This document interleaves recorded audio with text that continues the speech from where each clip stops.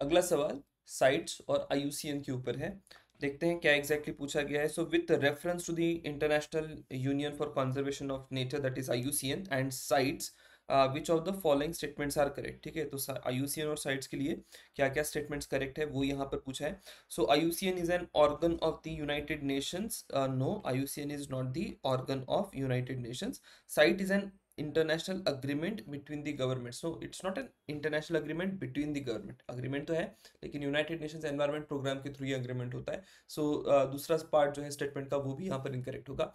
दूसरा स्टेटमेंट अगर देखें, IUCN runs thousands of field project, एक ब्रीफ एक्सप्लेनेशन है। तो ये करेक्ट है कि IUCN thousands of project run करता है around the world for better management of natural environment, and sites is legally binding on the states that have joined it. Yes, that is also correct. Sites legally binding होगा, but this convention does not take the place of national law. ये भी सही है कि कोई एक international agreement जो है जाहिर सी बात है आपके नेशनल लॉ का प्लेस नहीं ले सकता, क्योंकि सोवरनिटी का इशू वहां पर हो जाएगा। लेकिन साइट्स को अगर आपको इंप्लीमेंट करना होगा तो then you will have to introduce the provisions of CITES आपके नेशनल लॉ में, अदरवाइज आप इंप्लीमेंट ही नहीं कर सकते। So option B 2 and 3 becomes the correct answer here। क्या क्या कीवर्ड और कंसेप्ट पिक करने हैं, तो आईयूसीएन के बारे में पढ़ना होगा, साइट्स के बारे में पढ़ना होगा।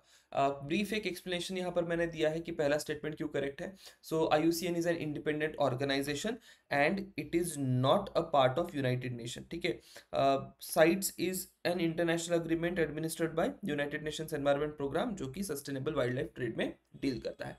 दूसरा स्टेटमेंट करेक्ट था, ऑलरेडी हम लोग जानते हैं कि वो एक बेसिक डिस्क्रिप्शन था, तो वो करेक्ट था। देन थर्ड स्टेटमेंट में साइट्स लीगली बाइंडिंग है, that is something we have seen, but वो नेशनल लॉ की प्लेस नहीं लेगा, ये भी बात हमने क्लियर कर ली थी। लेकिन उसके इंप्लीमेंटेशन के लिए नेशनल लॉज रिक्वायर होंगे, तो यहाँ पर एग्जाम्पल भी दिया है कि जैसे कि वाइल्ड लाइफ प्रोटेक्शन एक्ट के तहत आप साइट्स के जितने भी मुद्दे हैं उसको इम्प्लीमेंट कर सकते हैं। नाउ वैल्यू एडिशन में आईयूसीएन के बारे में आपको पढ़ना होगा, at the same time sites के बारे में भी आपको जानकारी कुछ हासिल करनी होगी।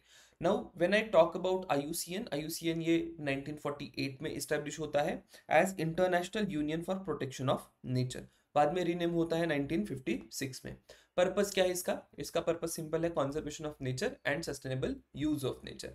1300 से ज्यादा ऑर्गेनाइजेशंस इसके मेंबर हैं। अब इसके जो मेंबर्स होते हैं they are not just governments, इसके मेंबर गवर्नमेंट, प्राइवेट ऑर्गेनाइजेशंस या एनजीओज भी हो सकते हैं।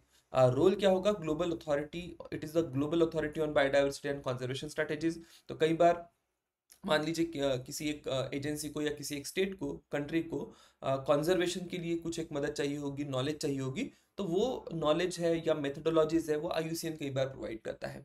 फोकस एरिया क्या है? स्पीशीज का सर्वाइवल कैसे किया जाए, प्रोटेक्टेड एरियाज को कैसे मैनेज किया जाए, एनवायरमेंटल लॉस क्या होनी चाहिए, इकोसिस्टम का कैसे मैनेजमेंट हो, सोशियो इकोनॉमिक पॉलिसी क्या होनी चाहिए और एजुकेशन कैसे होना चाहिए, इन सारे ही एरियाज में आईयूसीएन गाइडलाइंस प्रोवाइड करता है। ऑब्जेक्टिव्स यहाँ पर दिए हैं, I am not going into the objective वाला पार्ट।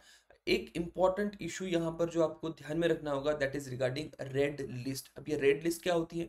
तो जितनी भी फ्लोरा और फौना थ्रेटेंड है या उनके एग्जिस्टेंस को कहीं ना कहीं एक प्रॉब्लम हो रही है, तो उसके लिए आईयूसीएन एक लिस्ट मेंटेन करता है, that is called as red list. अब ये रेड लिस्ट के क्लासिफिकेशन के लिए कुछ एक क्राइटेरियाज हैं, तो यहाँ पर 5 क्वांटिटेटिव क्राइटेरिया दिए गए हैं। सो let us see these criteria one by one. So it uses set of 5 quantitative criteria to assess the extinction risk of a given species। ठीक है, तो पहला क्राइटेरिया जो है that is the rate of population decline. दूसरा criteria है geographical range. तीसरा criteria है whether the species already possesses a small population size। Fourth criteria is whether species is very small or lives in a restricted area, and fifth criteria is whether the results of quantitative analysis indicate a high probability of extinction in the wild। ठीक है, तो इस प्रकार से 5 criteria पर based जो IUCN है decide करेगा कि किसी एक पर्टिकुलर स्पीशी को उसके एग्जिस्टेंस का रिस्क बना है या नहीं है। नाउ अगर आप यहाँ पर देखें स्पीशीज की एक्सटिंक्शन की जो रिस्क है उसको किस प्रकार से मेंशन करा जाता है, तो ई एक्स या एक्सटिंक्ट कही जाएगी। मान लीजिए अगर कोई स्पीशी का कोई भी स्पेसिमेन अभी अवेलेबल नहीं है ना वाइल्ड में ना ही आपके किसी एक्सिटू कंजर्वेशन एरियाज में, जैसे कि जूलॉजिकल पार्क हो या ब्रीडिंग सेंटर्स हो, वहाँ पर अगर नहीं होंगे तो will call them as like कि वो एक्सटिंक्ट हो चुके हैं। कुछ एक स्पीशीज होती हैं जो वाइल्ड में नहीं पाई जाती, लेकिन हमने उनको कंजर्व करके रखा है, जूलॉजिकल पार्क में होंगे या किसी एक ब्रीडिंग सेंटर में होंगे, तो that will be then termed as कि वाइल्ड में एक्सटिंक्ट हो चुके हैं लेकिन अभी भी स्पीशी अवेलेबल है। कुछ एक 310 की कैटेगरी भी होगी, तो यहाँ पर पूछा जा सकता है कि which of the following categories are like कि 310 स्पीशीज किसको कहेंगे, तो क्रिटिकली एंडेंजर्ड, एंडेंजर्ड और वल्नरेबल होंगे, तो हम उसको कहेंगे कि ये थ्रेटेंड स्पीशी है। फर्दर नियर थ्रेटेंड एक कैटेगरी होती है, कुछ एक लीस्ट कंसर्न होती है, तो we do really do not bother about it, and then there are categories that is data deficient and not evaluated. तो इस प्रकार से एक्सटिंक्शन की रिस्क को लेके कैटेगरीज आपको यहाँ पर बनते हुए दिखाई देगी। Now I will move on to the CITES वाला पार्ट। साइट्स में देखिए क्या क्या चीज़ें ध्यान में रखनी है। ओरिजिन वगैरह तो ठीक ही है, ये जो अपेंडिक्स वाला मुद्दा है वहां पर आपका सवाल बन सकता है। So convention on international trade in endangered species of wild fauna and flora, that is called as CITES, establish कब होता है? 1963 में आईयूसीएन के रेजोल्यूशन से ये इस्टेब्लिश होता है। 1975 में ये एंटर होता है in the force.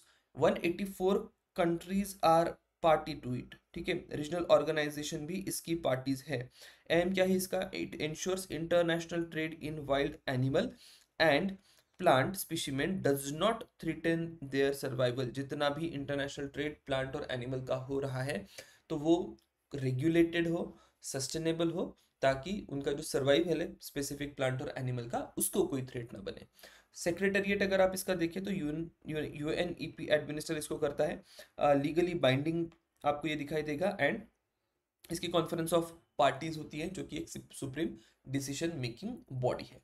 Then world wildlife day जो है वो सेलिब्रेट करा जाता है टू मार्क की साइट्स का जब साइनिंग हुआ था, तो उसी पर्टिकुलर डे पर आपको वर्ल्ड वाइल्ड लाइफ डे का भी सेलिब्रेशन दिखाई देगा। Now comes the most important part, that is appendices of CITES. So appendix 1 में अगर कोई स्पीशी साइट्स के रखी गई है तो that will be termed as कि ये मोस्ट इंडेंजर्ड स्पीशी है, इसका कोई भी ट्रेड जो है वो नहीं हो सकता।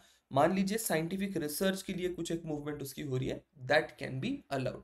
नॉन कमर्शियल पर्पस के लिए ही इसका मूवमेंट होगा, ट्रांसबाउंडरी मूवमेंट होगा या ट्रेड होगा, अदर देन दैट इसका ट्रेड नहीं होगा। 182 स्पीशीज इस प्रकार से अपेंडिक्स 1 में मेंशन करी गई है। देन कम्स द अपेंडिक्स 2, तो there are species not yet endangered but need trade control, ठीक है, तो कई सारी स्पीशीज होती है कि वो है सफिशिएंटली आपको नेचुरल एनवायरनमेंट्स में दिखाई देगी, but still there trade is controlled. इस प्रकार से देन वी हैव 37,000 और more species like that, and then there is appendix 3। So species protected at the request of party. अगर मान लीजिए किसी एक पर्टिकुलर कंट्री ने रिक्वेस्ट करी कि ये एक पर्टिकुलर स्पीशी को प्रोटेक्शन मिलना चाहिए, in that particular case that particular species will be protected. तो अपेंडिक्स 1, 2 एंड 3 क्या क्या प्रोविजन है उसके आपको ध्यान में रखने होंगे। बात करते हैं करंट अफेयर्स में क्या चल रहा है, तो आईयूसीएन के बारे में कुछ एक जानकारी आपको यहाँ पर दिखाई देगी करंट अफेयर से। तो आईयूसीएन ने एक रिपोर्ट पब्लिश करी थी एक ऑर्गेनाइजेशन के साथ, that is botanic gardens conservation international, that is BGCI, and they are saying कि more than third of the world's tree species they are facing extinction, ठीक है, बहुत बड़ा नंबर है, more than third of the world's tree species. अब इसमें कहा क्या गया है? The primary threat to trees globally are land clearing for agriculture, logging, logging मतलब जो पेड़ काटे जाते हैं, डिफॉरेस्टेशन जो होता है, पेस्ट एंड डिसीज, ठीक है। तो ये जो प्रॉब्लम है टेम्परेट रीजन्स में बहुत बड़े पैमाने पर आपको दिखाई देगी, और कुछ एक स्पीशीज यहाँ पर मेंशन करी गई है जिनको आप देखेंगे कि थ्रेट बहुत ज़्यादा है। तो मैग्नोलियाज है, ओक्स है, मैपल्स होते हैं, एबनीज होती हैं, तो इनको बड़े पैमाने पर एग्जिस्टेंस का थ्रेट बनते हुए दिखाई देता है। So that is about what IUCN is saying about tree species. Then IUCN is also coming up with one observation कि एंडेंजर्ड स्पीशीज की जो लिस्ट है इट हैज ग्रोन बाय 2000, और इसका एक मेजर रीजन जो है दैट इज क्लाइमेट चेंज, ठीक है। अब सवाल क्या बनेगा? सवाल यही बन सकता है कि क्लाइमेट चेंज के इफेक्ट क्या क्या है। तो क्लाइमेट चेंज का एक इफेक्ट तो ये भी होगा कि कई सारी स्पीशीज जो है they are facing a problem of existence, जो कि आईयूसीएन ने भी यहाँ पर एंडेंजर्ड स्पीशी के लिस्ट की ग्रोथ को लेकर कंसर्न रेज करा है। So that is how you are suppose to connect with the current affairs as well. So that is all about IUCN और साइट्स वाला question. Will see you in next question. Thank you everyone.